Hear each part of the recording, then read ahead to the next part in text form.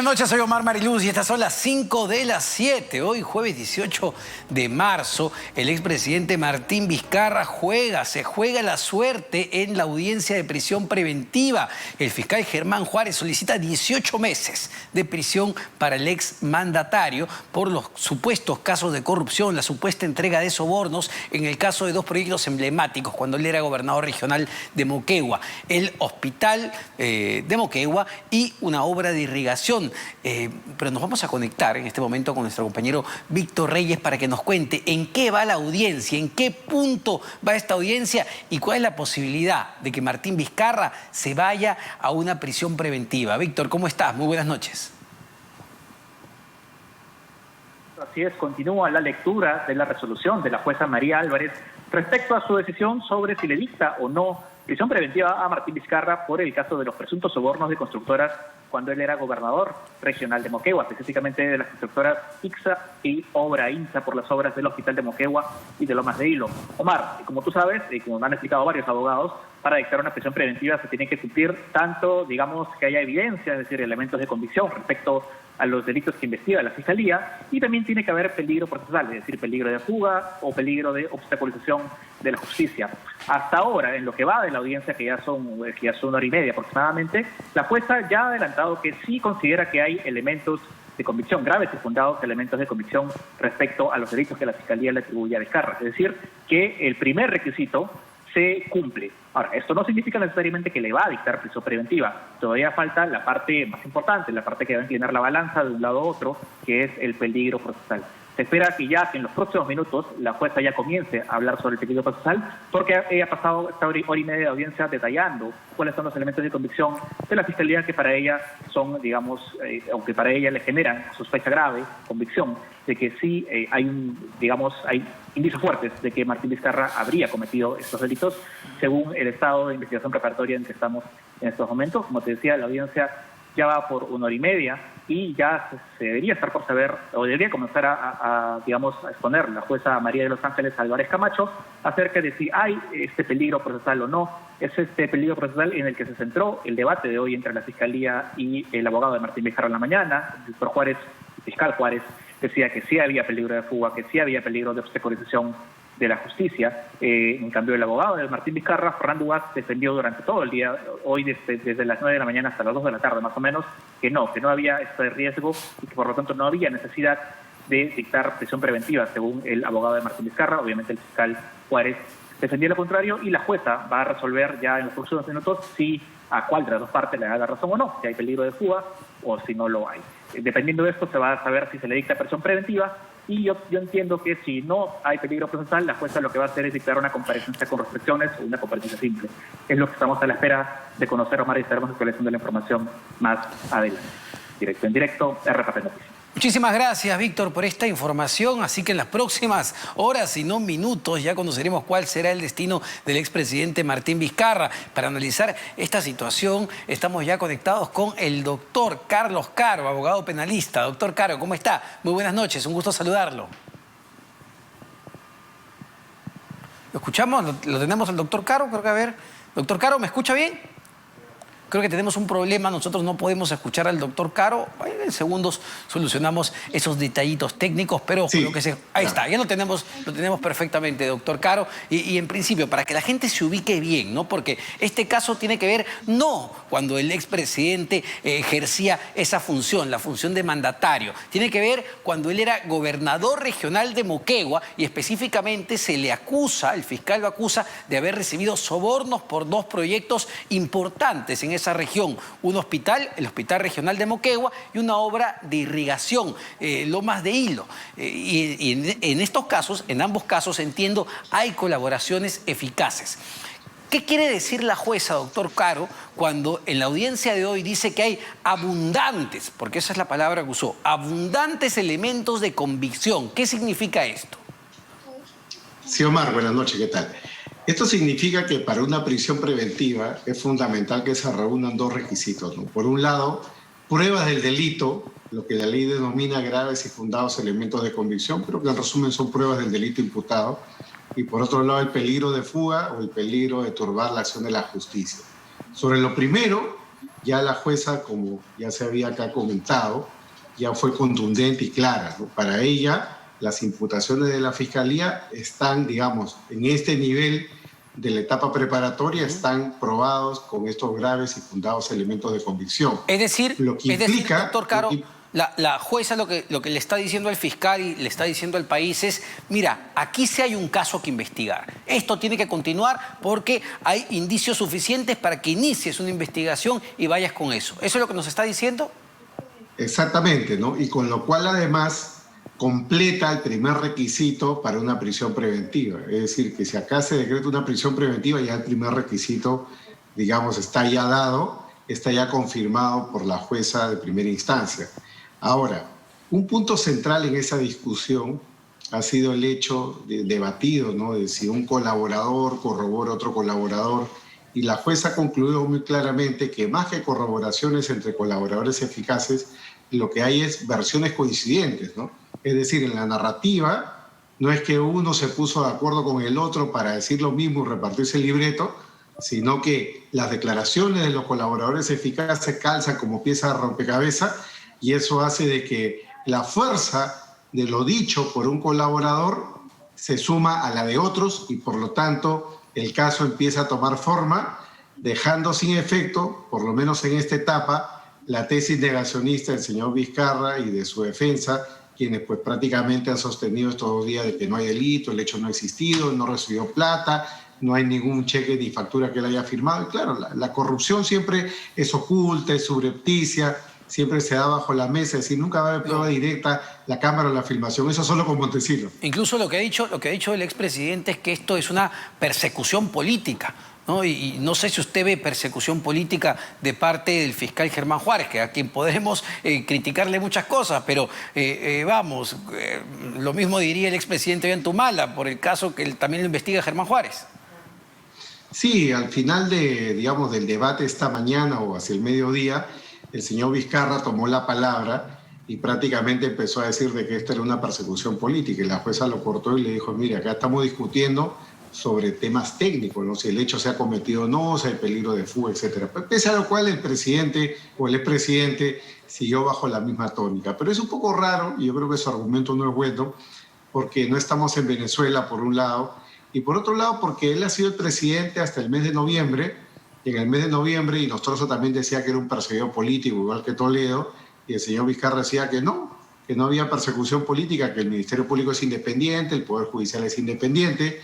Entonces, nada ha pasado entre noviembre y la fecha de hoy para pensar de que el Poder Judicial se ha transformado tanto, la Fiscalía tanto, que hoy en día Vizcarra es un perseguidor político. Y además, doctor Caro, como un comentario aparte, ¿no? Por no querer confundir tampoco a la población, uno puede criticar muchas cosas, insisto, el equipo especial Lavallato, pero no es que hayan tenido ojeriza con un determinado partido político o una determinada corriente política. Es decir, le ha caído desde a la señora Villarán, Keiko Fujimori, Pedro Pablo Kuczynski, Ollantumala, Alan García, les cayó a todo el mundo, por igual.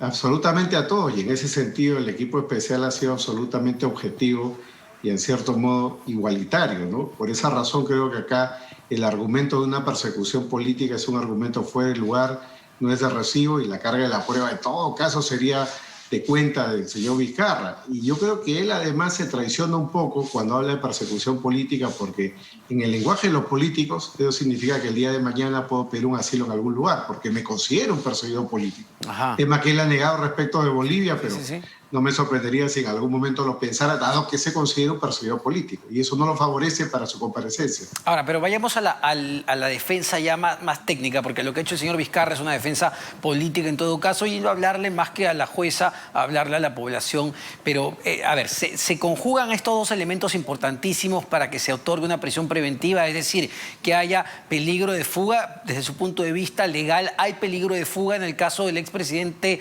Martín Vizcarra?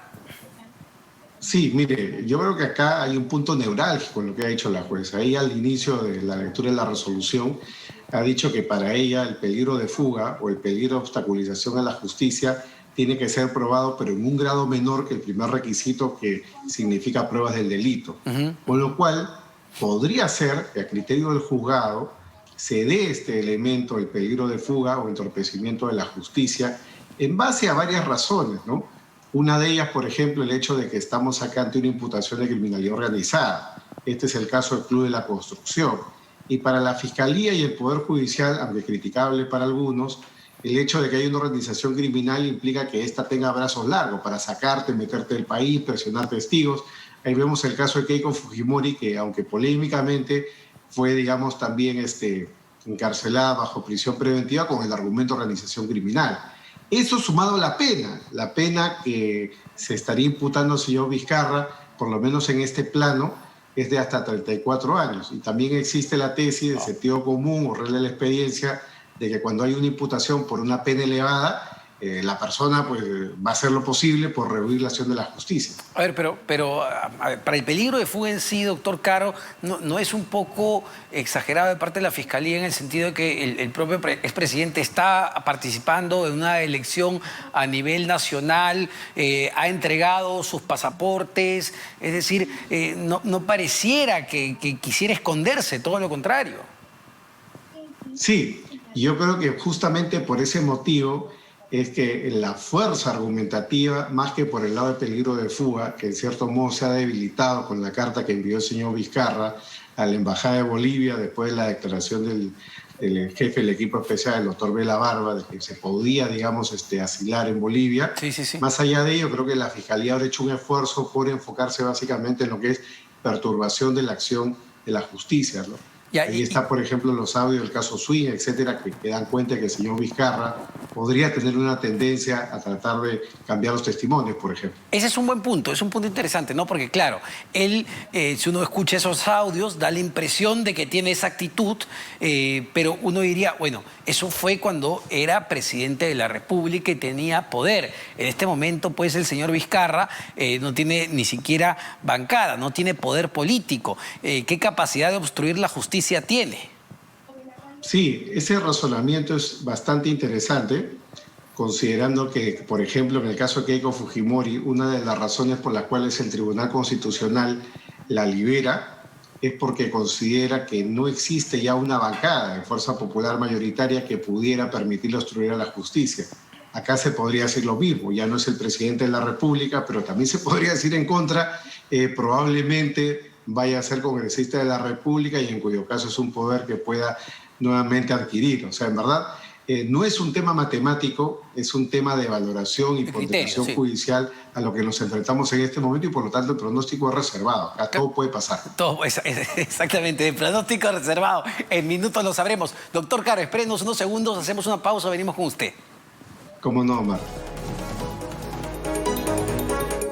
Estamos conversando con el abogado penalista Carlos Caro. En este momento la jueza está evaluando, está ya leyendo su decisión de si es que envía o no a prisión preventiva al expresidente Martín Vizcarra. 18 meses ha solicitado el fiscal Germán Juárez. Lo que ha quedado claro, según lo que ha dicho la jueza en la lectura de su resolución, es que hay indicios suficientes para investigar esto. No solo suficientes, hay indicios abundantes. Ha dicho y que esto merece ser investigado por la Fiscalía. Se tiene que determinar ahora si hay peligro de fuga y si hay peligro de que el expresidente pueda obstruir la justicia con su accionar. Y yo le quería preguntar, doctor Caro, ¿cómo ha actuado en otros casos esta jueza?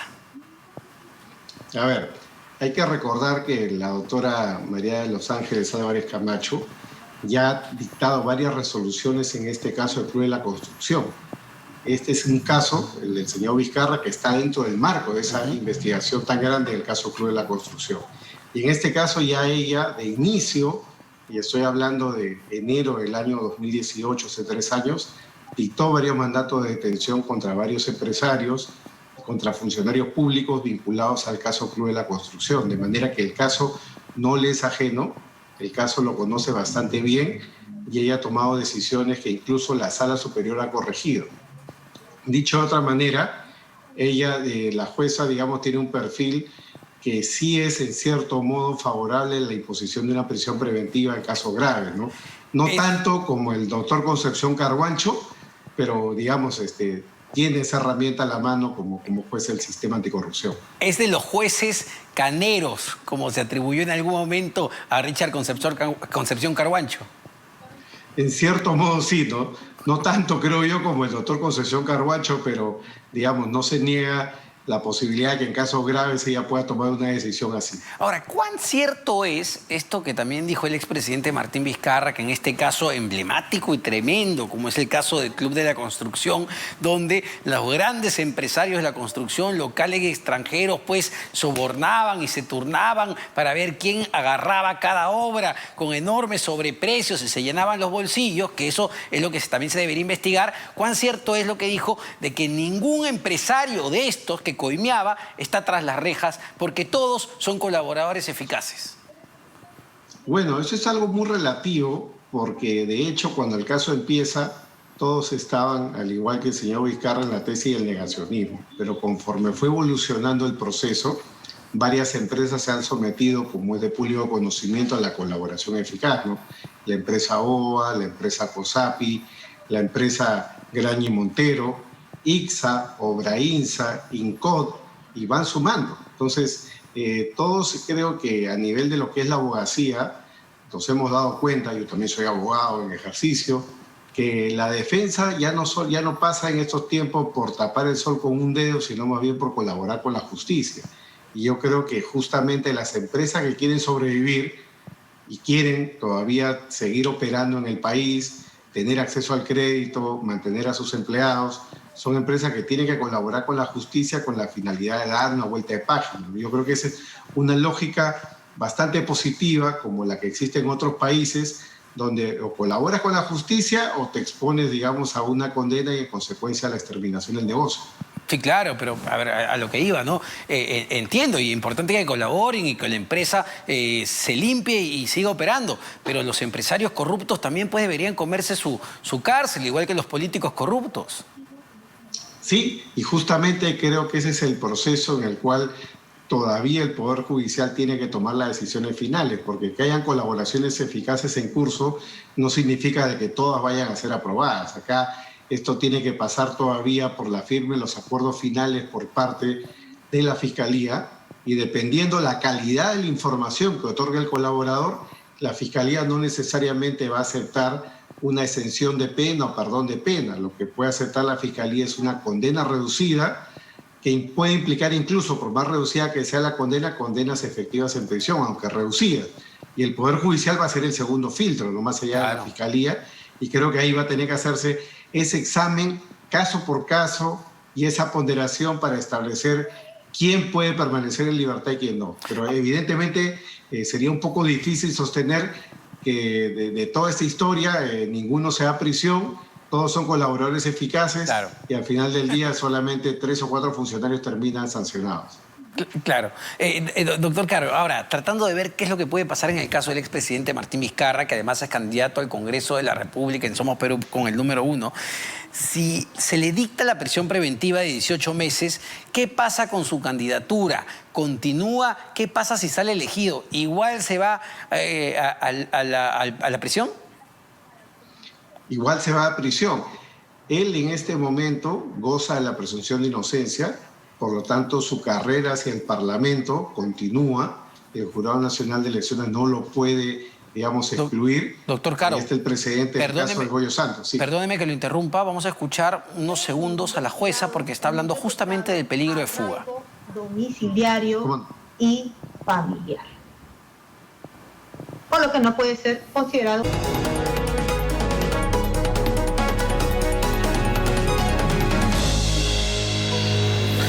Bueno, y seguimos conversando con el abogado penalista Carlos Caro sobre este pedido de prisión preventiva que ha hecho el fiscal Germán Juárez del equipo especial Lavallato. Él pide 18 meses de prisión para el expresidente Martín Vizcarra. La jueza María Álvarez, decía al principio que existían elementos suficientes, abundantes, para que este caso se investigue. Y claro que sí, es un caso tremendo donde el fiscal acusa al expresidente de haber recibido sobornos por 2 proyectos importantes cuando era gobernador regional de Moquegua. Además hay colaboradores eficaces. eficaces, está el exministro y amigo del expresidente José Manuel Hernández, que está allá y declaró como colaborador eficaz, están los empresarios que dicen que le entregaron estas sumas de dinero. Es decir, hay un caso muy potente y hay que saber diferenciar esto, doctor Caro, porque la gente puede pensar que esto ya es la definición final, como pasó en los otros casos de Keiko Fujimori o Yantumala, pero no. Lo que estamos definiendo aquí es si mientras dure todo el proceso de investigación, el expresidente debe estar en la cárcel o no para evitar que se fugue o que obstruya la justicia. No es una sentencia adelantada. Efectivamente, Omar, no estamos acá ante un fallo adelantado, una condena adelantada, sino ante un pedido de prisión preventiva. Y como tú bien has resumido, ya para la jueza existen los graves y fundados elementos de convicción y ahora está en el examen del segundo elemento, que es peligro de fuga o peligro de obstruir a la justicia. Por lo que venimos escuchando hasta este momento, para la jueza el peligro de fuga está prácticamente debilitado. Hay arraigo domiciliario, hay arraigo laboral, hay arraigo de bienes, hay arraigo familiar, no hay peligro de fuga, se ha debilitado la tesis del asilo en Bolivia. Y yo creo que la jueza le va a quedar por examinar el tema simplemente de si hay riesgo de obstaculización. Y es ahí donde muchas veces el giro final se produce, ¿no? Justamente porque en los casos que, digamos, desde el punto de vista criminológico se denominan crímenes de los poderosos, este es un factor, digamos, determinante para una prisión preventiva, ¿no? Claro que sí. No por el elemento de crimen organizado. Exactamente, pero para pasar ese tema, a ver, Martín Vizcarra se la olía cuando el fiscal Germán Juárez inicia esta investigación preliminar sobre los casos de corrupción, es decir, él va y entrega su pasaporte sin que se lo pidan. ¿Por qué? Porque olía que, de todas maneras, fiel a su estilo, el fiscal Germán Juárez iba a solicitar la prisión preventiva. ¿Se adelantó a los hechos? Yo pienso que sí, no es parte de la estrategia de defensa. Recordemos que eso además se da en el contexto en el cual el fiscal también pide el impedimento de salida del país. También por estrategia, la defensa del señor Vizcarra se allana al pedido, lo cual desde mi punto de vista es correcto porque con eso va debilitando los argumentos del fiscal frente a un nuevo pedido, como podría ser el de la prisión preventiva y que en efecto se ha suscitado 4 meses después, ¿no? En el sentido de decir, no tengo mi pasaporte, los tiene por judicial, yo mismo me he allanado al impedimento de salida del país, por lo tanto, ¿a dónde voy a fugar, no? Pero todo eso gira alrededor del elemento, como decíamos hace un momento, peligro de fuga, ¿no? Sí, claro. Todavía el examen relativo a la parte del peligro de obstruir a la justicia. Ahora, no sé, y se lo pido ya con su análisis legal, doctor Caro, si el fiscal Rafael Vela, jefe del equipo especial Lavallato, se equivoca al soltar, digamos, al deslizar la posibilidad de que el expresidente Martín Vizcarra se podía fugar a Bolivia, porque de alguna manera lo pone en alertas de que esta iba a ser una de las estrategias de la Fiscalía y rápidamente el expresidente Vizcarra agarra y ¡pum!, manda una carta diciendo de que él no había solicitado y no va a solicitar absolutamente nada. ¿Fue un error quizá hablar de más? Sí, desde mi punto de vista creo que haya habido un pequeño error porque si la Fiscalía iba a sustentar eso, la herramienta, la propia Fiscalía la debilitó, dado que era perfectamente posible que el propio señor Vizcarra mande una comunicación y así hubiera pensado en algún momento pedir el asilo, dado que ya este tema estaba con la lupa encima y con la luz, entonces evidentemente tenía que dar un paso atrás, ¿no? Exacto. Pasemos al otro elemento, que es clave, la obstrucción a la justicia. Y antes, a nivel técnico, ¿tienen, doctor Caro, que conjugar estos dos elementos? Es decir, tiene que haber peligro de fuga y tiene que haber obstrucción a la justicia para que yo le dé prisión preventiva a una persona, ¿o me basta que solo uno de estos dos elementos juegue? Basta solamente uno de ellos, ¿no? El segundo elemento es o peligro de fuga o obstaculización a la justicia. Basta con cualquiera de los dos. Si se dan los dos, con mayor razón una prisión preventiva procede, pero basta con uno de ellos. Por ese motivo que todavía no se puede dar un adelanto final del fallo porque está en este momento la jueza por analizar esa otra posibilidad que es el peligro de obstruir a la justicia. Es decir, hasta el momento de los 3 elementos que tenemos uno a favor de la Fiscalía, uno a favor de Martín Vizcarra y falta que se defina, falta el gol de oro, que es la obstrucción a la justicia. ¿Estoy en lo correcto? Efectivamente, ¿no? Acá se define la contienda, ¿no? Dependiendo de lo que la jueza decida sobre obstrucción a la justicia, hay o no hay prisión preventiva. Muerte súbita. Y yo le corté, le había hecho la pregunta sobre qué iba a pasar si es que la jueza finalmente accede a la prisión preventiva, dado que él ya es candidato.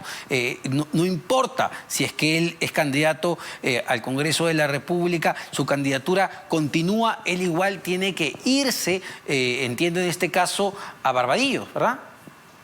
En efecto, si le dieran la prisión preventiva, su candidatura continúa, como en el caso de Gregorio Santos en el año 2016, no hay ningún inconveniente por ese lado, pero si llega el día en el cual él tiene que, digamos, recibir las credenciales del jurado, no va a poder hacerlo, con lo cual el jurado va a tener que dar pase al accesitario. Lo mismo el día de la juramentación en el Congreso, va a tener que darse pase al accesitario, es decir, no va a poder tomar posesión de la posición de congresistas y resultar elegido, dado que está bajo prisión preventiva.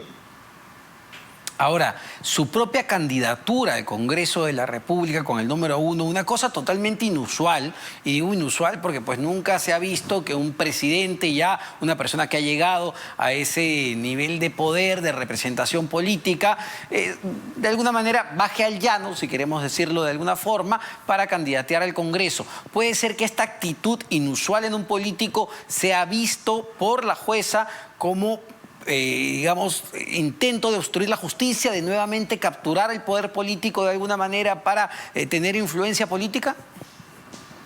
Aunque la jueza lo pensara, desde mi punto de vista, eso no podría quedar reflejado en una decisión judicial, porque nadie tiene una bola de cristal para saber si el señor Vizcarra va a resultar siendo congresista, porque no solamente depende de los votos que logre conquistar, sino de que el partido pase la valla electoral. Entonces claro, hay muchas cosas que pueden suceder en el camino, y por más de que las encuestas digan, por ejemplo, que el partido Somos Perú va a pasar la valla electoral y el señor Vizcarra va a ser uno de los más votados en la siguiente elección, la jueza tiene que juzgar con los elementos del día de hoy, no puede juzgar con los elementos que se podría presentar el día de mañana. Esa es la regla en materia procesal. Y los elementos que tiene que evaluar la jueza, entiendo, según lo que ha presentado el fiscal Germán Juárez, doctor Caro, son más esta actitud que tuvo cuando era presidente en los audios que escuchábamos en relación al cantante, al señor Richard Swing. Sí, yo creo que son varios temas que tiene que analizar. Va a tener que analizar el tema del factor crimen organizado, como ya mencioné hace un momento. Para la jurisprudencia este tema puede ser decisivo, al punto que varias personas han sido enviadas a prisión preventiva con el solo argumento de que forman parte de una organización criminal. Sí, y el mejor ejemplo es el caso de Keiko Fujimori, como el de Jan Tumal y la señora Nadine Heredia. Pero por otro lado está también la actitud que ha tenido el señor Vizcarra. Por ejemplo, en el caso de los cuellos blancos, él se ha entrevistado con 2 fiscales de forma, digamos, que no ha sido pública hasta que esto se ha podido conocer y él ha tenido que aceptar. O, por ejemplo, lo que pasó a raíz de los audios del caso Richard Swing, ¿no? Entonces, ese tipo de datos que, aunque no corresponden al caso, permiten perfilar cuál es la actitud que puede tener el imputado. Y la jueza ha dicho al principio de la audiencia de hoy, al principio de la lectura del fallo, que para ella los elementos vinculados al peligro de obstaculización tienen que evaluarse desde un punto de vista general, no solo con los datos propios del proceso del caso, sino la actitud general que tiene el imputado frente a cualquier tipo de investigación. Eso que usted menciona puede ser clave y decisivo en este momento. Vamos a escuchar, doctor Caro, qué está diciendo justamente la jueza respecto ya al tema de la posibilidad de obstruir la justicia, el tercer elemento que nos falta. Escuchemos.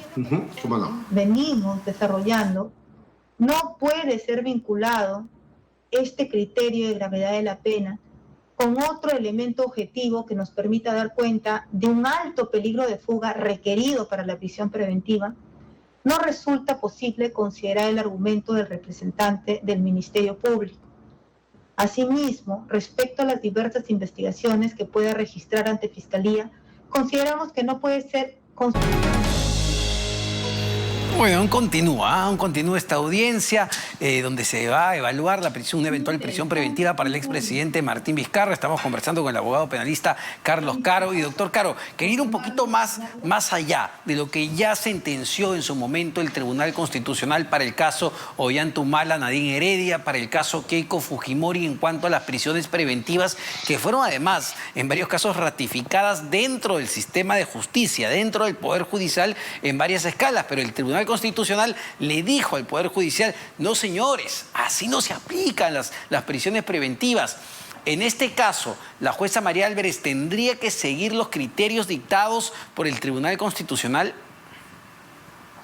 En definitiva, la jueza está sometida tanto a la jurisprudencia de la Corte Suprema como a la jurisprudencia del Tribunal Constitucional.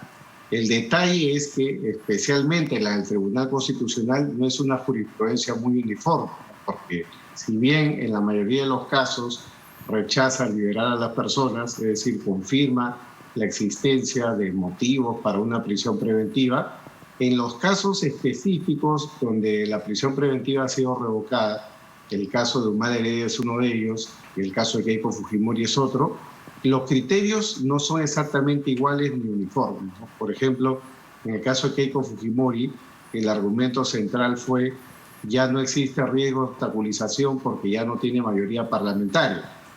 Y en el caso de Humala y Heredia, básicamente el argumento fue que no estaba aprobada la existencia de una organización criminal, sino actuaciones más bien de carácter individual que tenía que ver con los financiamientos de la campaña, ¿no? La famosa entrega de los $4 millones. Entonces, no hay, digamos, una trazabilidad argumentativa exacta, igual o parecida.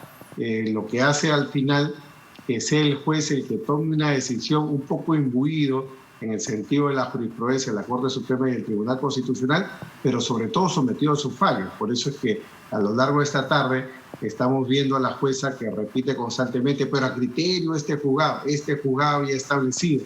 Claro, porque son lineamientos que va marcando la justicia anticorrupción, y creo que el precedente más importante para un juez es los precedentes que ellos hayan dictado en el pasado. Claro, y ahí, a ver, hubo en su momento, y usted lo recordará mucho mejor que yo, doctor Caro, un pleno casatorio de la Corte Suprema, si no me estoy equivocando, que dictó lineamientos más o menos generales para los casos de prisión preventiva. Cuando surge todo esto del caso Lavallato, tuvimos a los políticos desfilar pues en fila junto a los empresarios en esta componenda de corrupción y billetes. Sí, en aquella ocasión la Corte Suprema tuvo la oportunidad de establecer criterios generales en torno a la, digamos, especificidad de la prisión preventiva, su carácter excepcional, pero en estricto lo que hizo la Corte Suprema fue una recopilación del sentido de sus fallos, ¿no? Marcando, digamos, los argumentos que hoy día forman parte del debate en términos generales. Sin embargo, no se puede establecer que a partir de ese acuerdo plenario de la Corte Suprema se han zanjado criterios rotundos o definitivos, porque siempre, Omar, estamos acá ante un examen que tiene una parte de objetiva, pero tiene una parte también de subjetividad. Es un tema que tú has estudiado en la filosofía del derecho, en el sentido de que los jueces, independientemente de los criterios jurídicos, traen consigo criterios culturales, prejuicios, pensamientos, elementos que deberían de quedar fuera del debate, pero que finalmente influyen en la decisión final que se toma. Por ese motivo es que un mismo caso ante dos jueces distintos puede implicar resoluciones diversas. Bueno, y por eso además hay varias instancias para apelar. Doctor Caro, le pido unos segundos porque volvemos a escuchar a la jueza María Álvarez. ¿Cómo no? Perdón, 96, 97 y el 99, donde se ha señalado lo siguiente.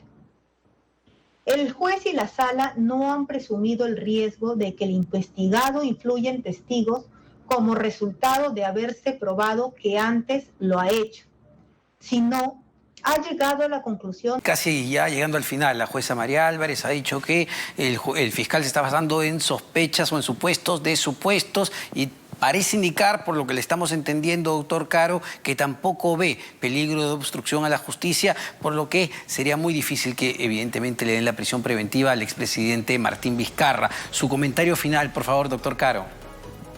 Así es, Omar. En efecto, la jueza también ya prácticamente está descartando la existencia de peligro de obstaculización. porque considera que el dato esencial, el dato, digamos, que proviene de Karen Roca, no está corroborado, y esto ha sido dado en otras circunstancias cuando el señor Vizcarra era presidente y forma parte de otro proceso sin que la Fiscalía haya hecho una inferencia, ¿no?, sobre cómo lo acontecido en otro proceso puede afectar, digamos, al riesgo en este, ¿no? Perfecto, doctor Caro. Muchísimas gracias por acompañarnos esta noche en las 5 de las 7. Un fuerte abrazo. Y bueno, esto no implica, ojo, esto no implica que no se debe investigar, ¿eh? La jueza ha sido bastante clara en eso. Indicios hay abundantes para investigar este caso de supuestos actos de corrupción de empresas constructoras que le habrían entregado sobornos cuando era gobernador regional de Moquegua. La investigación tiene que seguir. Esto no se acaba. Lo único que se ha dicho, o lo que se va a decir aparentemente, es que no va la prisión preventiva, pero continúa la investigación y así tiene que ser. Muy bien. Se nos acabó el tiempo. No se despeguen de la programación de RPP Televisión porque ya viene Tatiana Alemán con las claves del día. Muy buenas noches, señores y señoras.